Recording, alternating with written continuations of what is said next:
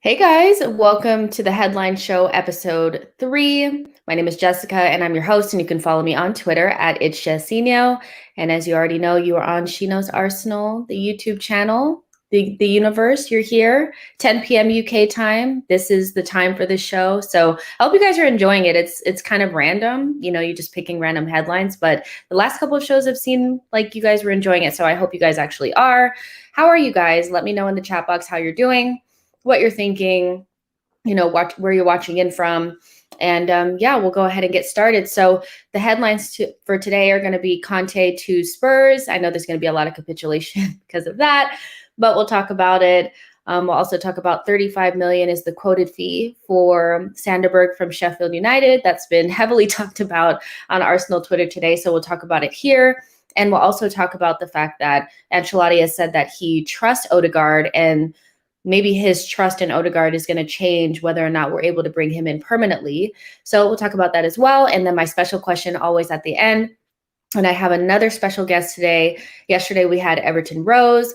She came in and talked to us about Ancelotti. And today we're going to have Tanya. She is a Spurs fan. So we'll have her come and talk to us about Conte.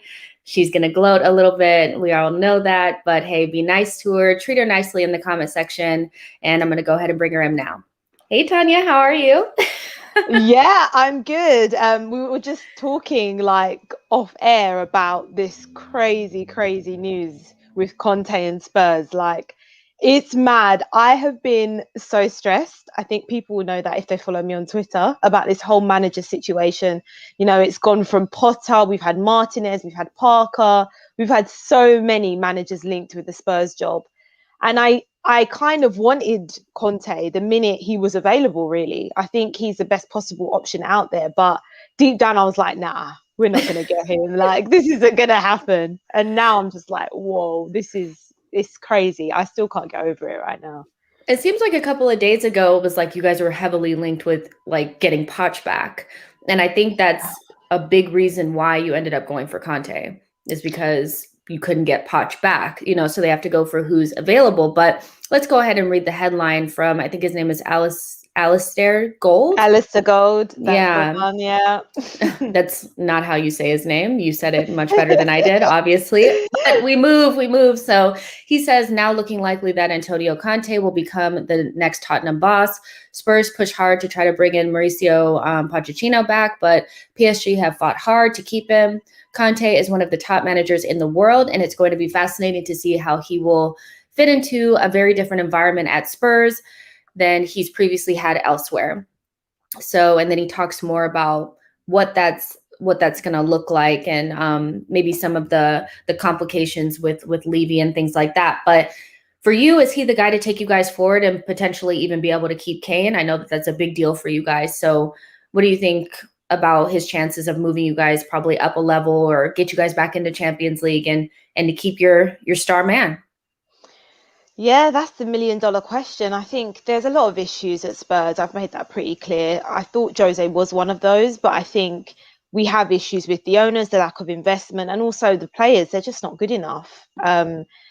Whether Conte is that guy, it remains to be seen. There's a lot of ifs and there's a lot of buts at the moment, but I'm really pleased with this appointment. I think it's very ambitious by Daniel Levy. I think he knows that this was an appointment he couldn't afford to get wrong, because it's just been an awful season. And, we appointed the serial winner. It didn't work out, unfortunately.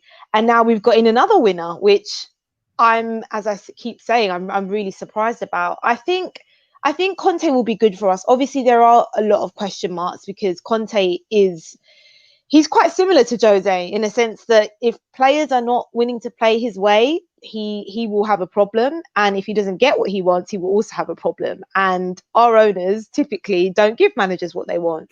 So that is a concern. But I think he will be able to find a system that will work with some of our players. I think he obviously plays a 3-5-2, I believe, at Inter Milan. I'm trying to do my research.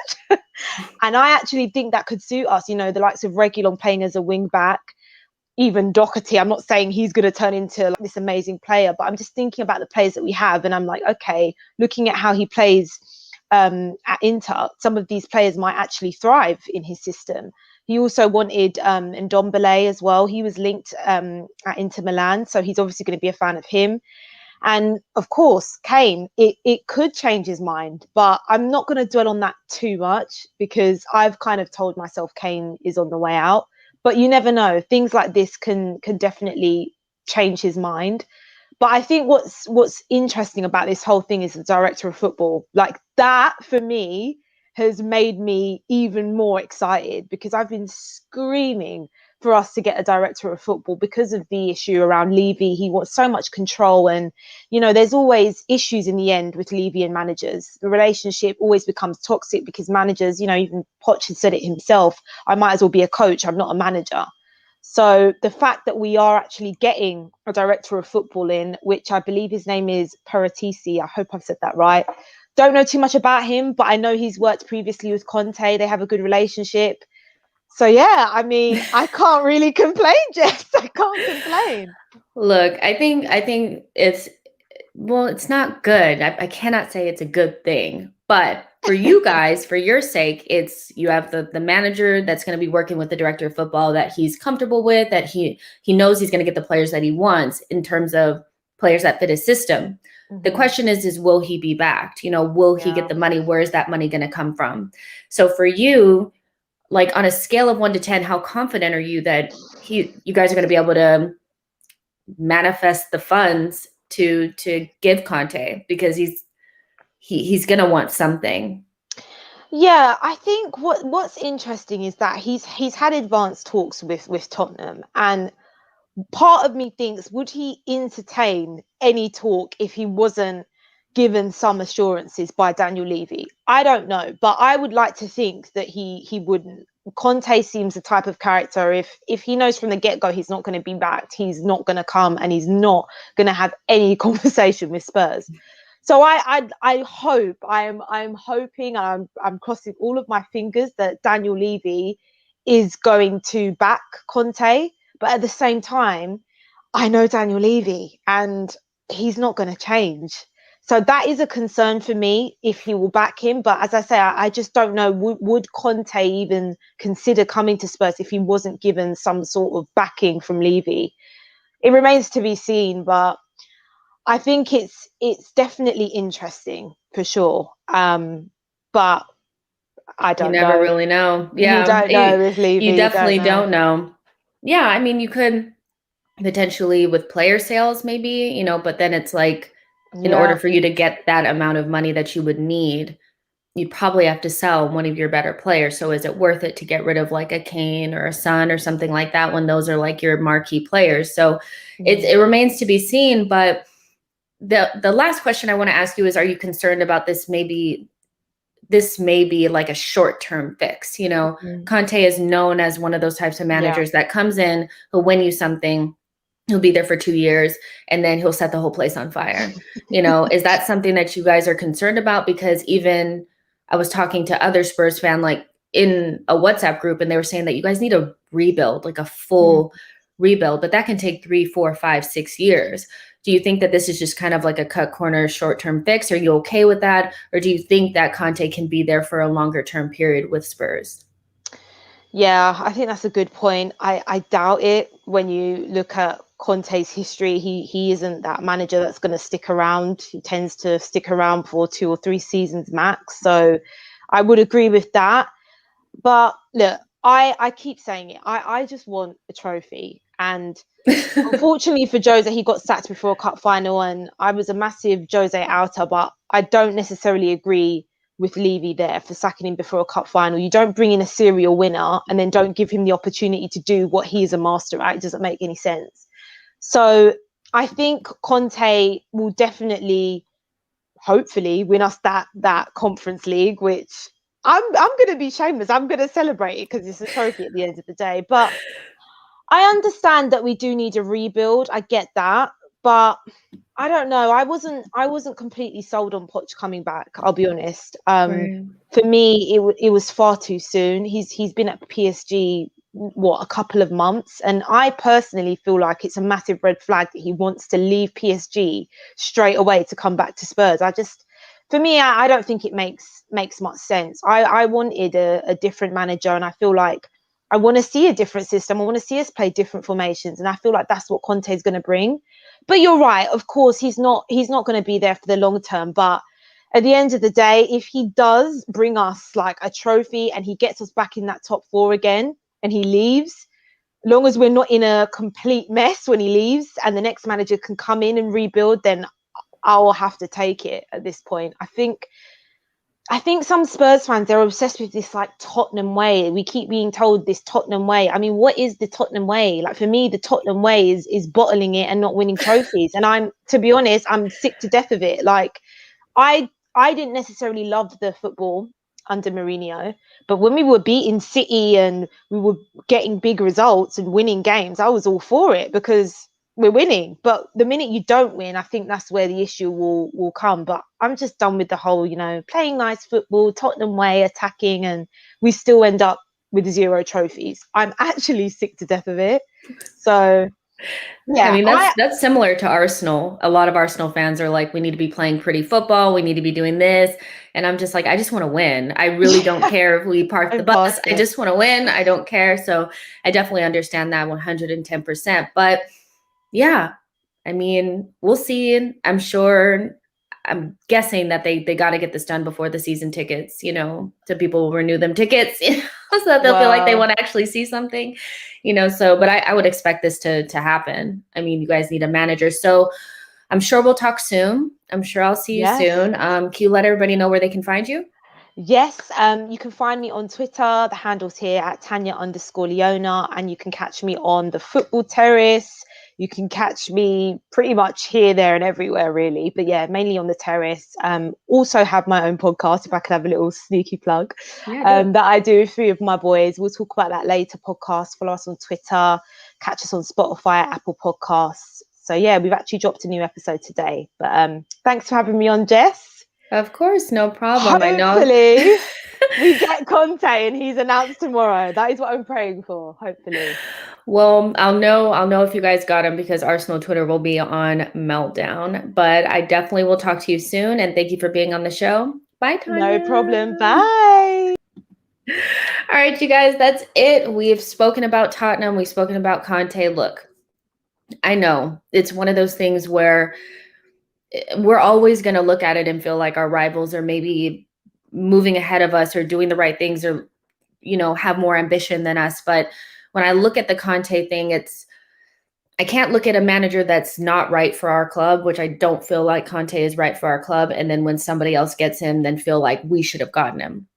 Because ultimately with our team, we have so many good young players. And for me, it wouldn't have been a good fit because he really likes older, more established players. He would need a lot of money to rebuild. And I wouldn't have seen it as a good fit. I also don't think Arsenal would have paid what it would have taken to get his butt in the seat. So for me, I don't actually feel any type of way about it, to be honest. I think we need to just run our own race. It may seem like they're being more competitive. They're trying to make big moves, but we also had the same capitulation when they hired Jose Mourinho. Why didn't we hire him? Why did we hire Arteta? And we see it doesn't always work out that way. And again, we just have to worry about ourselves. We were never going to sack Arteta and bring in Conte. So for me, that's just how I feel. But if you feel like Conte is the right guy and we should have been in that race or trying to get him, I completely understand that as well. World-class manager. We'll see how it shakes out and all those types of things. But let's move on from that. The next headline for today is going to be 35 million is the quoted fee for Sander Berge. Okay, so let me get the headline here. It will cost at least 35 million to sign. Oh no, let me go back up. Arsenal remain in pole position to sign Sander Berge, but they are reluctant to meet United's demands about both the sum required to acquire the 23-year-old and proposed payment schedule. This is from James Shield. It will cost at least 35 million to sign Berge, although no official lines of communication between the Emirates Stadium and Bramall Lane have been open. The message has been relayed via broker. Now, we've been hearing from several different outlets, but mainly for me, it's been Fabrizio Romano, that Yves Bissouma is somebody that we're interested in, but he's not our number one choice. And I've been really wondering who that number one choice is. And I'm almost like, okay, maybe it's Sander Berge. Maybe it is. There's been a lot of conversations today about whether or not Sander Berge is good enough to play for Arsenal Football Club, if that's the midfielder we should be going for. And I don't blame anybody for being underwhelmed, because when you just look at it from face value, you're looking at somebody who hasn't really played a lot in the Premier League in this last season because he's been injured. He's definitely not as good as Yves Bissouma. I would say Bissouma has proved himself in the Premier League, and Sander Berge is still trying to gain his feet in the Premier League. And then, the price, you're going to pay 35 million for Sander Berge. You might as well pay 40 or whatever it is for Bissouma, right? So I completely understand that. But there are arguments going around about the fact that if he's from Sheffield and he's on a relegation side, then blah, blah, blah, blah, blah. I don't really think that that's a real argument there. I really, really don't, because most of us would take Emi Buendia. He's from Norwich, so for me, it's really not about that. I have my questions whether or not Sander Berge is good enough. But what I can say is that if we're looking at Sander Berge from a standpoint of, okay, well, Yves Bissouma is going to cost us 40 million and Sander Berge may cost us half that, and we're able to acquire another midfielder, and maybe both midfielders are better suited because they won't be going to AFCON, then I can understand that. We also have to talk about profile, right? We have to talk about profile. So if Arsenal feel like this is the profile that they want, then we have to just take that for what it is. What I see in similarity to Yves Bissouma and Sander Berge is mobility. A lot of people feel like because Sander Berge is big, he's not mobile. I question that theory, because if you go and you watch any videos of him, the first thing that you'll see is he's mobile. And one of his biggest skill sets, his superpower is being able to progress the ball with dribbling. He can run with the ball. The guy can run with the ball. He's athletic. He is. So if we're looking for a more athletic version of maybe Granit Xhaka, then that's who we're getting. And one of the biggest criticisms of Granit Xhaka was not his passing, not his technical ability. It was his lack of mobility. So if we're looking at it from that perspective, we can say that the profile makes sense. The price doesn't for me. And because 35 million isn't really what you want to pay for somebody who hasn't really proved it, if you knock that down to about 20, I can see where you're coming from, especially if you can acquire another midfielder. So when AFCON comes around, we're not sitting there, because what we're saying right now is that we're going to have Bissouma, El Neni, and Thomas Partey all gone for AFCON. For me, from a squad building perspective, I'd still get Bissouma. But if the hierarchy feels like it would be a big deal, then I wouldn't blame them for thinking that way. So I'm still trying to figure out who would be playing if they're gone. Like if they're all at AFCON, who's going to actually be playing in those positions? So if you could bring in two midfielders, non-African midfielders that are within our price range and are pretty low risk, then I can see where they're coming from. But 35 million is absolutely outrageous, and I wouldn't get anywhere near him at 35 million.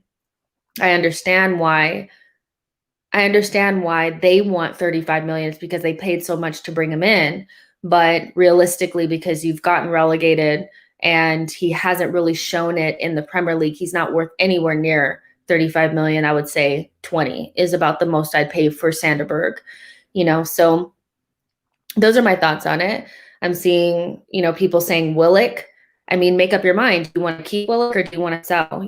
Or it's kind of like if you offer me 25 million for Willock, I'm taking it, regardless if we need a backup midfielder, because again, then you can use that money to get somebody that's in a better profile. We have to remember, you guys, like Willock, his price is going to go down. His value will go down if we keep him on our bench, and he only plays for Arsenal when Thomas Partey, Bissouma / El Neni are all gone. I think you have to sell Willock if you get some sort of bid for him 20 and over. I think you just have to sell him. So I see that. And then I'm seeing also Chambers. Chambers can fill in that position. I just don't see that as a real option, so here's my thing. My pure thoughts on Sander Berge to Arsenal is that at 35 million, it's absolutely outrageous. If you knock that price down to 20 million, then we're talking. And if you're telling me that you're going to get Sander Berge and another midfielder, both of whom can be there during AFCON, and they're both talented and they're low risk and they're the right profile, I won't cry. But I think we all know that Basuma is probably the best option for us. And I would be sad if we didn't get him, because I just think whoever does get him is going to be getting an excellent midfielder. So let's see what you guys are saying in the chat box. Yo-Yo says skill set is what matters most. Usopp says he's more athletic than Xhaka. He is. And he can run. Like, he's not a statue. That his superpower is running with the ball. He can progress the ball, and he's relatively press resistant. That my only thing is that injury, I'm not sure. Like, even for Norway, he wasn't in the squad today. So I'm not really sure what his fitness is looking like. Don Giovanni says, I rate him, but 35 is too much. A good DOF should be able to get him for 25 or less. Yeah, I mean, there has to be some wiggle room in that. 35 million for him. I know that you guys overpaid for him, probably from wherever he was at. Was he at Ghent, or something like that? But was he at Ghent or Molde? Where was he? But 25 million has to be like the most I would pay for him. And that would be like with the caveat that you still have to get another midfielder. Because even with Sander Berge, we're still talking about our two, El Neni and Thomas, out. I still don't know who's playing in that pivot, if we're playing with one. So it's tricky. Sadia is saying, I wouldn't mind him being a backup to Basuma, but with these quotes now, you might as well go for Basuma. High C says, I'd rather have Willock given a chance in the middle than sign Berge for 35 if more athletic than Xhaka is all we're looking for. It's not more athletic than Xhaka. I can say that he's more of a CDM. He can play center midfield and CDM, whereas Willock, you guys, the reality of Willock is that he's not a midfielder, really. He's more of like a second forward, or almost like a Mueller or Dele Alli or Jesse Lingard type, where if you take away the goals, you don't want him in your midfield because he's not technically secure, and he's not defensively aware. Whereas that is the actual position that Sander Berge plays. So it's not just about him being more technically secure, is that he can progress the ball from deep. He's taller, he's stronger, he's faster. So it's not just about him being more athletic. Has he been able to get that through in the Premier League? That's yet to be seen. But again, if you can get him for less, it's not as big of a risk. When you bring in people that are 23, 25 years old, 23 to 25, you can still sell them if it doesn't work out. Whereas if you bring in like a Willian, you're kind of stuck with them, right? Let's see. Usopp would say put Willock in Chambers. Yeah, I think I read that. Not Chambers and not Willock. Willock is not good in the pivot because he's not defensively aware enough. We know this.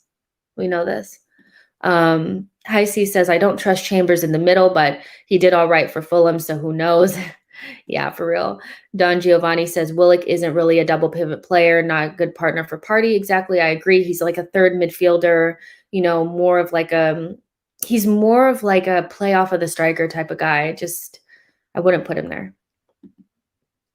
Sadia says, what's crazy is that if Leicester were interested in him, they would somehow have gotten him for 15 to 20. I mean, it's also the fact that people don't think Leicester has money, but they think we do. I think they try to rinse us for prices because they're like, you're Arsenal, you'll find the money.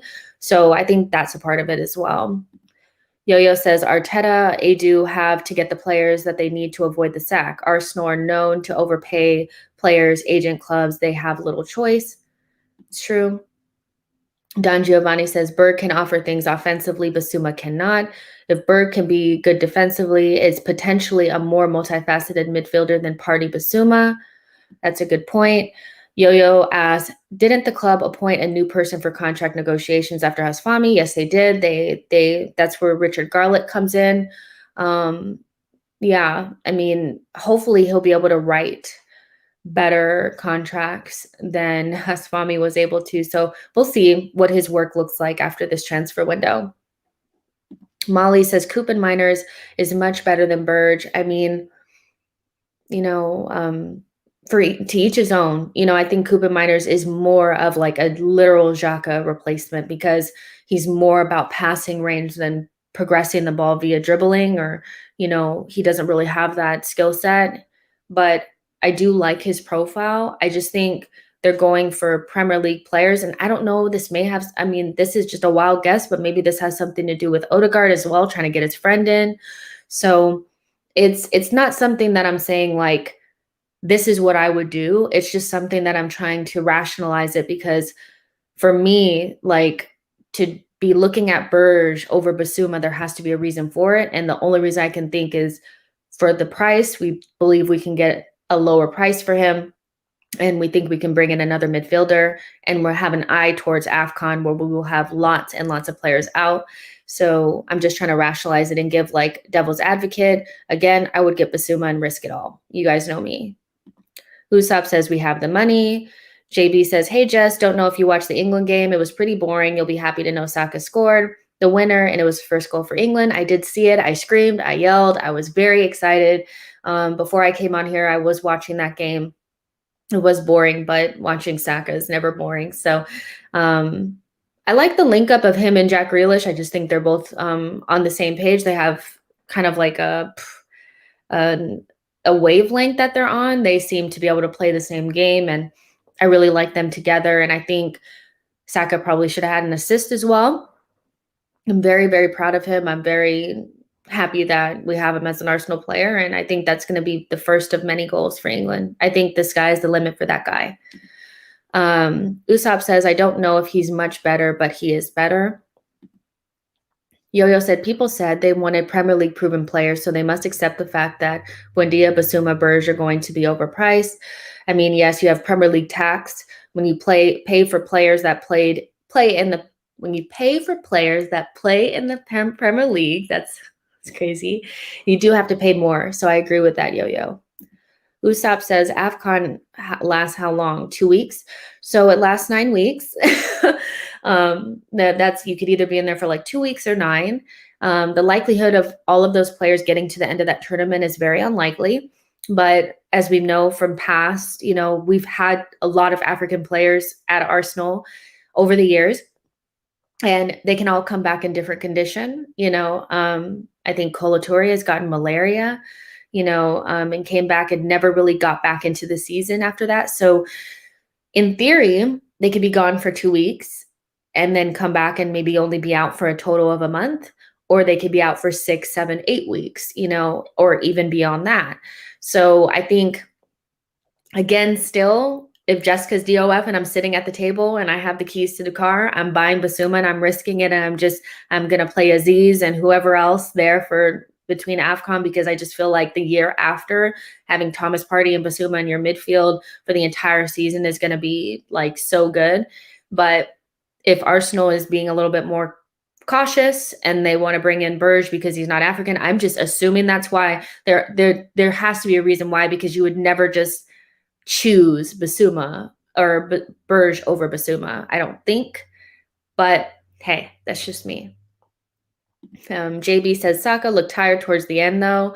Thought Southgate would have subbed him off in the second half after he scored. I mean, I don't know.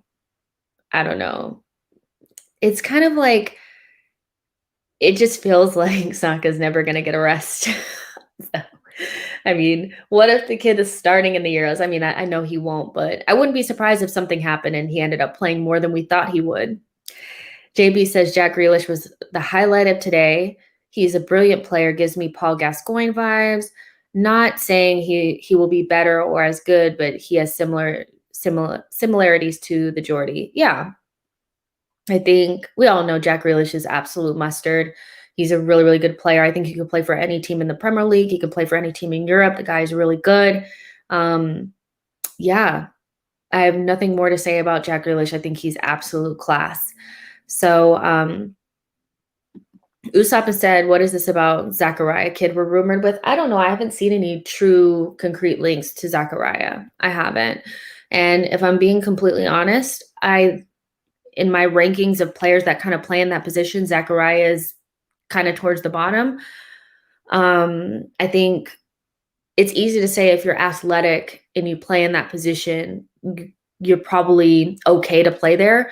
But there's definitely levels. You have like Thomas Partey Basuma levels and Conte levels, and then you have like other players in between. And I think Zachariah is not even as good as Basuma. So I don't know why we'd be linked with him unless we feel like we can get a cut price deal. Maybe Bernd Leno wants to go to Borussia Mönchengladbach. Maybe they need somebody and maybe we could do some sort of swap or something. I don't know. Let's see. JB says, do you think Partey's second season will be better? I hope it will be. I don't want to say like definitively because it really just depends on how much we improve the team and if he can stay fit. But I hope he does. I hope he does have a better season. Yo-Yo says, Berge and Basuma are different players, though. If Xhaka is leaving, Arteta can now mold the midfield in his image. I mean, it's true. They are completely different players, but we don't know. We may think that we need a player like Berge and a player like Basuma. I've always said that we need a complement of probably about 5 midfielders that can play together or separate and do different things. So it may be a matter of, okay, we can't get Basuma because of this. But we need somebody of Berge's profile as well. So we get Berge first, and then we go after the Basuma profile next. So I don't think it's like whatever we settle on for the first kind of midfield that we build is going to be it, because you still add other profiles that you need in order to use different tactics and different formations. So I would say that if we had like Thomas Partey, Basuma, Berge, that kind of complement of midfielders, maybe one other one, like whoever, I think that would be good because you could do different things with those three. So it could just be a matter of we have to get this one first based on availability, money, all those types of things. AK Gunner says Dennis Zachariah is better than Partey and Basuma, by the way. If that's your opinion on it, then I'm not going to disagree with you. I personally don't rate Zachariah anywhere near Thomas Partey or Basuma, like at all. So let's go. Oh, Don Giovanni, I just want to get your comments out here too. I think you are underrating Berge's talent a bit. I don't think it's crazy to prefer him to Basuma if you like his profile more. He was really good at Genk. Look, here's the thing though. It's like I actually see his talent. A lot of people aren't even trying to see it because they just don't want him because he's come from a relegation side and he's not Basuma. So I do see his talent. I think he's different to Basuma. And I actually think it's fine if you think that that's the midfielder that you prefer over Basuma. I understand why people would want somebody that maybe has a little bit more to offer in the final third than Basuma, presumably. I do think Basuma plays more defensive in a Brighton system, but he can go forward. But if you rate Berge and that's the person that you would want, that's perfectly fine. We're all just kind of talking. We all have our own opinions, but I also think Berge is better than what people are saying. I do agree with that. I just think Basuma is the person that I would personally want. All right, so let's get on to the last headline for today before we get into our question of the day. So it's going to be about Martin Odegaard, of course.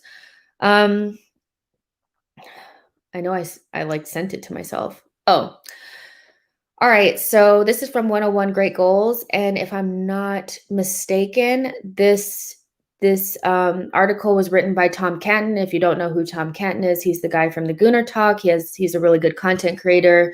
And he's also a really good writer. And he wrote this up about Martin Odegaard, how he basically was talking about how Arsenal are still in for Odegaard. We really want him. But Ancelotti's appointment could complicate things and maybe, scupper our chances of being able to bring him in, because Ancelotti has said this, that he wants a forward and a center back for next season. The forward will either be Kylian Mbappe or Erling Haaland, and the center back will be Jules Koundé or Paul Torres. He doesn't want a midfielder as he trusts Odegaard.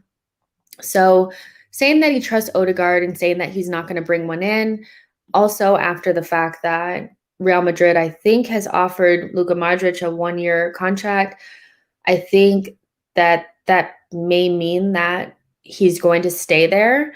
I also think any player that belongs to Real Madrid and has the opportunity to play for them, they're going to exhaust every single opportunity to do that before they move on, especially when the other option is Arsenal Football Club. No offense to us, but we're not in Champions League, we're not in Europa League, and we're in the middle of a rebuild.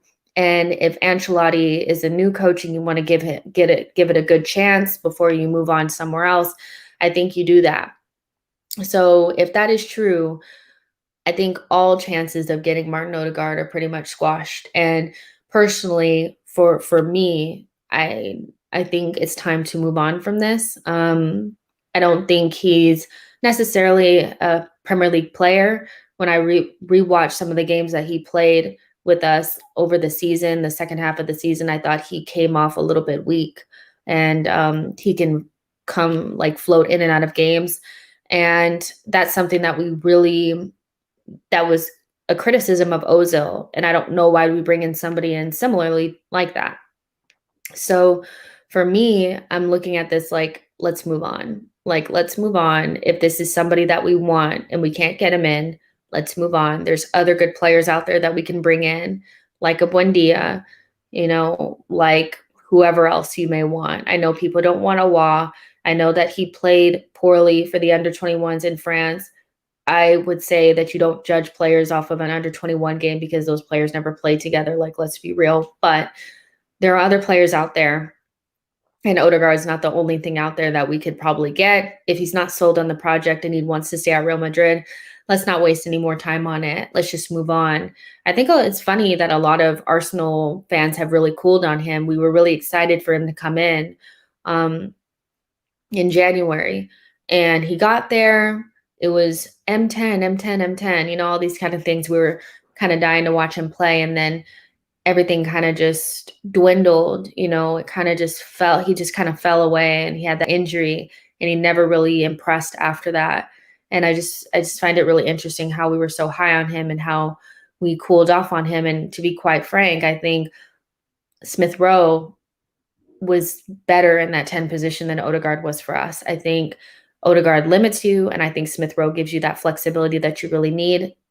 Smith Rowe is a true athlete. Odegaard is kind of like he's a jogger, as Clive would say. Happy birthday, Clive. And for me, I think this is the perfect opportunity for us to pivot away from this guy. That's just me though. So what do you guys think about that? Like, who do you want to play in that attacking mid position? Because so many people have different ideas about what that looks like. Because if you're playing with a 3, it looks different than if you're playing with a 10. And personally, I also think we need to move away from the 10 position. So you guys let me know in the chat box what you guys are thinking about that. But I'm not even worried about it.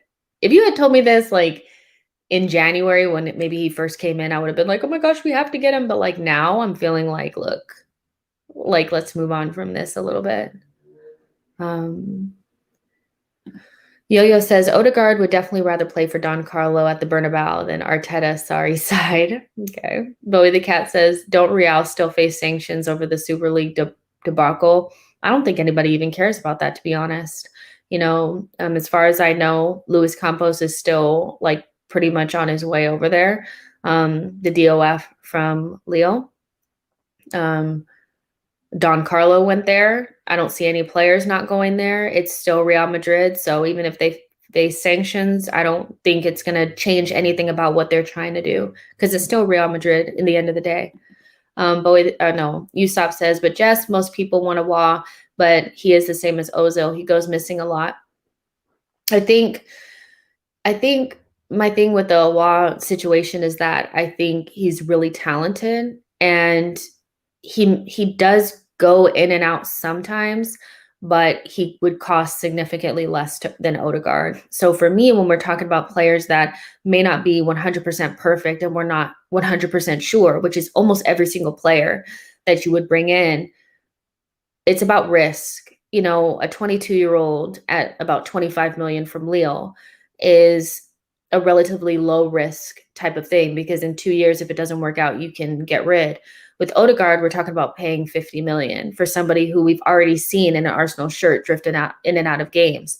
So with everything being a risk, I just think, would I rather bring in a $25 million risk versus Odegaard, somebody that I've already seen play in an Arsenal shirt, $50 million risk? I would take a walk. That being said, you can also bring in Buendia. There's other players out there. Don Giovanni says, I think Odegaard will want to stay with us. I mean, there's like rumors of him wanting to stay with us, and I just don't know if I really believe it. I don't know, because I'm not talking to him. But what would make you think that would make him want to stay with us? If the coach is going to change at Real Madrid. Molly says Odegaard could be an overpriced luxury player. I mean, he comes off luxury when we're playing against a team that we don't have all the possession with. And it's just something about him. I'm just like, he doesn't impose himself enough for me. JB says, will be interesting to see if Conte becomes the Tottenham manager. Yes, it will. Hi C says, I wouldn't lose my sleep over Odegaard. I'm definitely not. Yo-Yo says, Arsenal don't need a number 10 if right back and center midfield is upgraded, in my opinion. Hi C says, ESR over Odegaard. Truly, I think we've stifled his qualities, pushing him to the left. What do you guys think about the rumor that Aston Villa is like interested in Emile Smith-Rowe? I was like, how dare they? How dare they? And I still saw Arsenal fans saying, well, if you offer us this and this and this, if you give us Grealish and you do this, then we'll give you ESR. ESR is untouchable right now. I wouldn't even if they offered, there's nothing that Aston Villa could offer me right now to give away ESR. Like, there's absolutely no way. Absolutely not. No. JB says, who has been the best player at Arsenal in the last 10 years? I mean,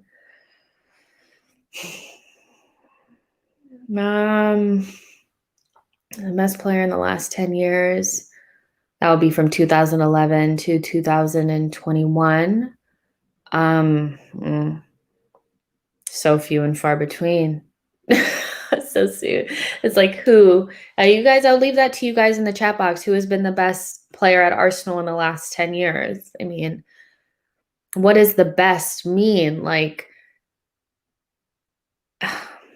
there's so many different ways to quantify best. Who's the most consistent, who's had the most impact, who scored the most goals, who stayed, how long do you have to stay to be considered the best? We have a lot of players that were really good, but only stayed for a minute, So I'll leave that to you guys in the chat box and I'll think about it. Usopp says, Buendia in the cam role is good, can float around from the right as well, can strike with both feet. I mean, I think Buendia is the one that we have to go for. Molly says, Awa, Buendia, or Pereira are a good alternative. I heard Pereira is being lined up for a move to Leeds.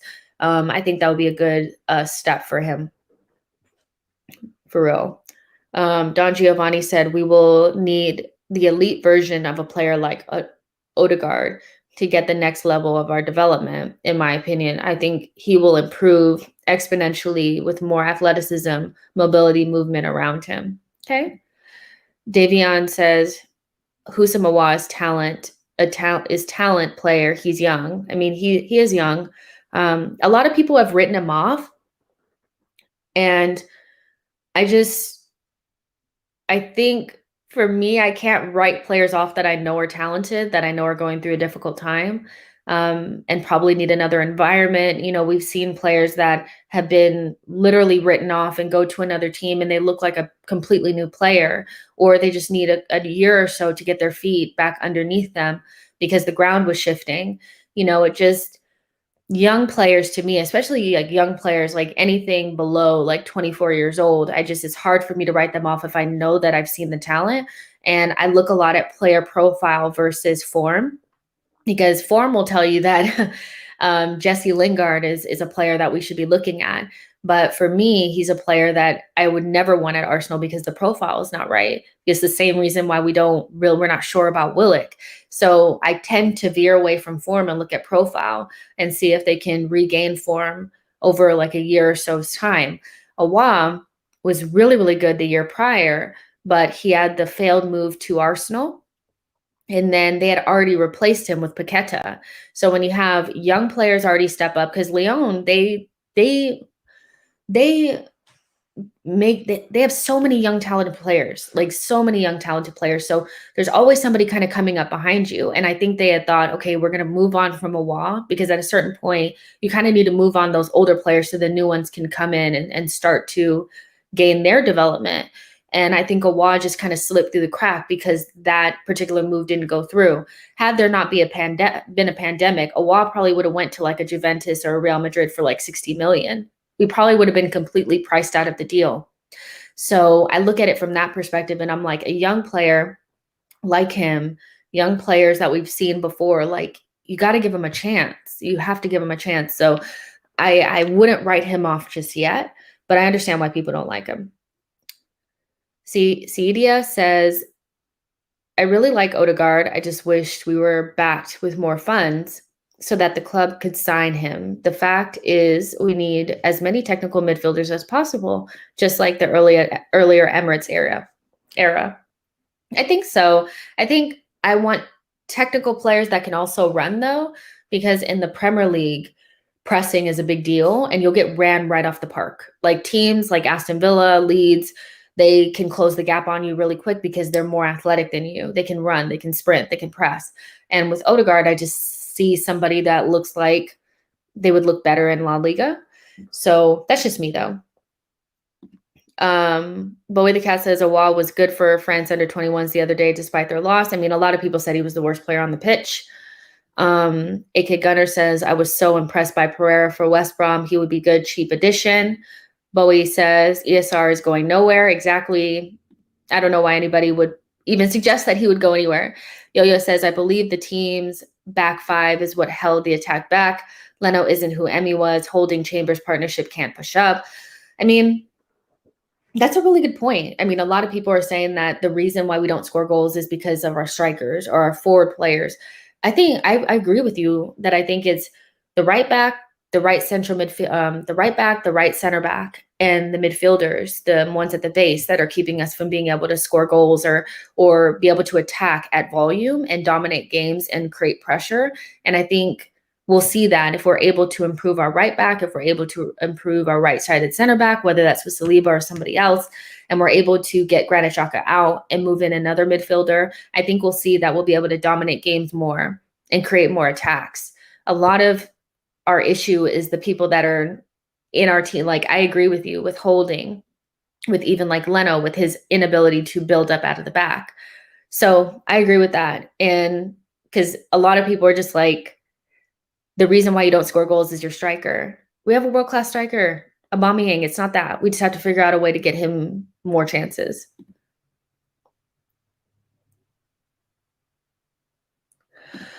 Blaze says Robin Van Persie was the best player at Arsenal in the last 10 years. Snake. Yo-Yo says Santi orchestrated the third iteration of Wenger Ball when he moved centrally following Bergkamp and Cesc. I think I'd say Santi because he's irreplaceable. We've yet to find a player that is even similar at all. Don Giovanni said, we definitely underachieved, but his first few years here were amazing. Young Whippersnapper says Arteta is better for our Arsenal than Conte, represents the values of the club much better. And JB says, Ozil was better at Real Madrid than at Arsenal. I think he's massively underachieved at Arsenal. Yeah. RVP, Ozil. Yeah, I think it's Santi for me. I think he stayed long enough and contributed long enough to be considered. So yeah. All right, you guys, we went through the headlines of the day. So let's have a little fun. Let's just, my mom actually thought of this question. I was like, hey, can you think of a question for me? I can't think of one. And she said, to ask you guys if you could improve only one position this summer for Arsenal, one only, what position would that be? And what player would you want to put in that position? And you don't have to think about price or anything like that. So one position only for Arsenal Football Club this summer, what position would it be? You can also say why and what player would you want to put in that position. And that's the question of the day. Obviously, we'll in real life probably improve more than one. But if you had to look at one position and you were like, this is going to move us forward, even if we can't improve anything else, what do you think that would be? Let's see. Hi, C says, honorable mention to Alex Song, closest thing we ever had to a Vieira type player. Yeah. Molly says, who should have the final say in recruiting players? Should it be the manager or director of football? I think it should be the director of football. I think the manager should tell you what they need for their system, and then the director of football finds the player, and that's it. That's what I like. Again, you guys let us know. There's about 50 of you guys watching. So get in that chat box and let me know if you can improve only one position for Arsenal Football Club this summer. What would it be, and what player would you put in that position? You don't have to use any sort, there's no price or anything like that. Who would you pick? I want to see how creative you guys get. And let me know why that position is so important. Why, if you could only improve one position, why it would be that one. I want to see what you guys have to say. Let's see. Usopp says Basuma all day. So central midfield, Basuma. Yo-Yo says Santi was Batman, the one pulling the strings. Alexis was Superman, the most dangerous. Ozo was Wonder Woman, easy on the eye, but ineffective without the others. That's so mean. Okay. Dave says striker Mbappe. That's a good one. That's a good one. I mean, if you wanted to bring in somebody that would scare people, one thing that I think is like, when I look at other teams sometimes, like when we're about to play some of the bigger teams, like Liverpool or Man City or whatever, like I'm always like, I'm so scared of this player. They're going to rip us a new one. Who's that player for us? Like what player actually scares other teams? Like probably Saka, because they foul him so much. AK Gunner says attacking midfield who contributes goals and chance creation. Who is that? Who is the player though? Who is that player, the attacking midfielder who contributes goals and creates a lot of chances? Young Whippersnapper says, I would sell Abba and Laka for whatever and buy a proper goal scorer. Who is that proper goal scorer for you? Gerard says, Basuma, defensive midfield. 80 says, right back. Okay, what right back? Don Giovanni says, get a right back. Hakimi, assuming Saliba comes back. Otherwise, get Ramos. Ramos? Like Sergio Ramos? Interesting. Gogo says Camavinga for Xhaka. That's a good one. Eddie says Benteke. Okay. Okay. Usab says Basuma because he pushes party forward and to create and destroy. Devian says Patson Daka for me. I think he might go to Liverpool, you guys. Molly says a right-footed winger because we don't have one. Sterling is a good option. Right-footed winger. The interesting thing is that we play with inverted wingers, and I think Arteta is going to keep up with that theme. So I think it'll be Pepe and Saka always on the right-hand side, and whoever plays on the left will be right-footed. Should be interesting. JB says, who do I like more, Henry or Bergkamp? Henry for sure. AK Gunner says Coutinho on loan. No, thank you. Io says, or Yo-Yo says, a press resistant CM who uses their weaker foot. So probably Basuma then. Blaze says, hi, Jess. I think Arsenal need to buy Bondia. I love that. Gogo says Martinelli is a right-footed winger. Yeah, so he could play on the left. If you mean a right-footed winger just in general, yeah. I mean, but not to play on the right-hand side. Sterling is an interesting one. I just think the wages, the wages. I mean, he gets paid pretty much as Aubameyang, so I don't really know if that's, I think he'll come back into form. I think players, they have these hard times and they get immediately written off. Sterling's also only like 25, 26 years old, so, but I think it's more just the wages, and I don't think we need a winger.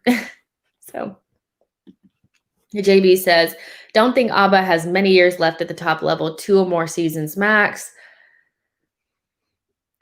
I hope he comes back for next season. If we have him, I'm hoping that next season is a really good season for him. I mean, it wouldn't be out of the realm of possibility that he would taper off because I mean he's getting older, and he was in a contract year when he had that really good year with us with the FA Cup and all that kind of stuff. So hopefully he's able to get back into some sort of form, or else we'll be looking for a striker.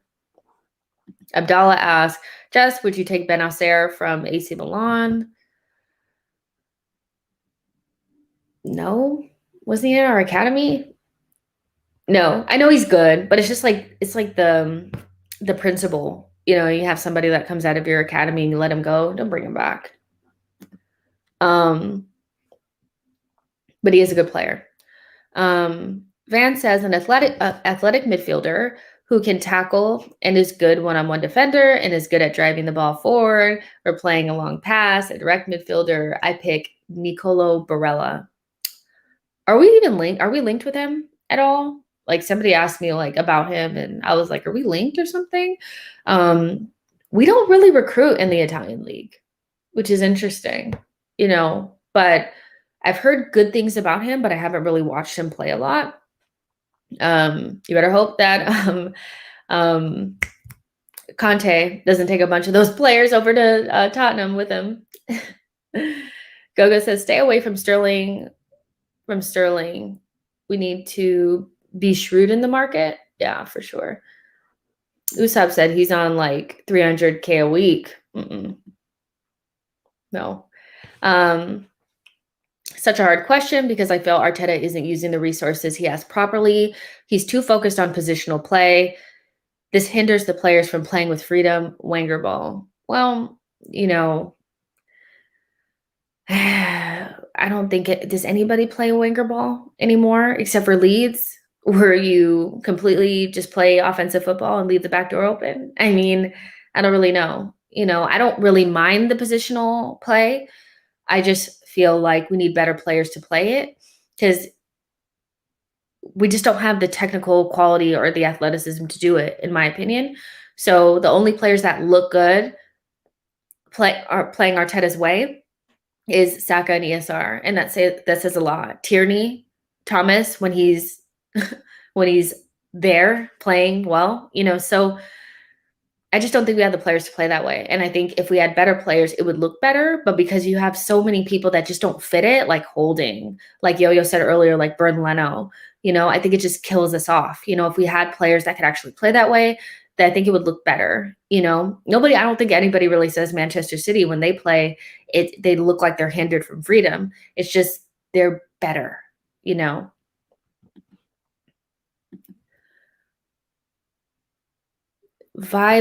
Vibov says, what do you think about Raheem Sterling links? Do you think Arteta will use him more of a cam or a striker since he's a little versatile?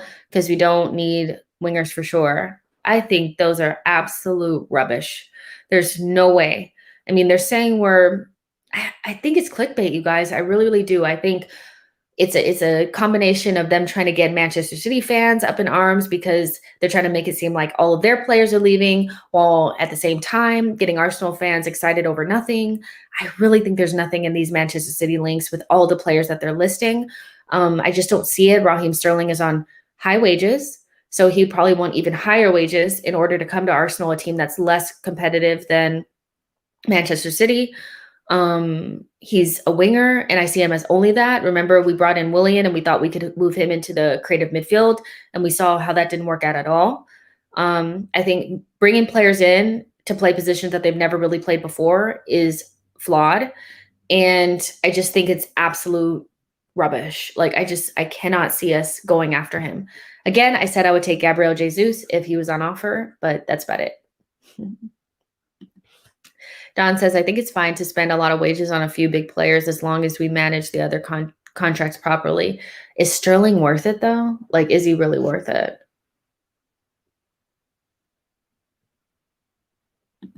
It's a good question. Abdallah asks, Jess, what are your early top 4 predictions for next year? I would say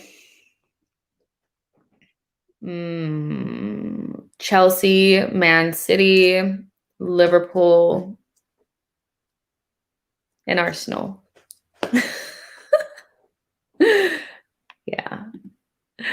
Gogo says, I will buy Aaron's, Camavinga, Buendia, and Patsandaka, sell Guendouzi, Torreira, Bellerin, Cedric, etc. I mean, your sell list looks about right. Aaron's, I kind of like the Selic guy and Majraoui. I like them, to be honest, more than Aaron's, and we wouldn't have to pay the English tax. But Aaron's is also a good player. Camavinga, I'm still like, why are we linked with him? Why would we even be going for him? I just don't see it. Buendia, of course, I would like him, and I think Patsandaka is going to Liverpool. You guys, I'm not going to look. Of course, I think it would be a long shot for us to make it into the top 4, but we're just having fun. So I'm going to say Arsenal for top 4. We're going to just make it by the skin of our teeth, last game of the season kind of thing. And we bought Manchester United out of the top 4. I would love that. Hey, I'm shameless. I am shameless. Yeah, let's end it there, you guys. We're right at an hour. I think this is a good headline show, episode 3. I hope you guys enjoyed it. There's still 55 of you guys here. Make sure you like the video and subscribe to the channel. We'll be back tomorrow, and I'm just gonna let you guys know I have some really, really big guests lined up for the next couple of weeks. Elliot will be back. Eduardo Hagen, if you guys know him on Twitter, he'll be here. James Bench, Laura Kirk. A lot of good guests are coming on. Kevin Campbell, Sophie, so many good people. So make sure you guys are liking the video, subscribe to the channel, share this with a friend, and I will see you guys tomorrow to talk more Arsenal. I hope you guys enjoyed this. I really do. I had so much fun. Talk to you guys soon. Bye, guys.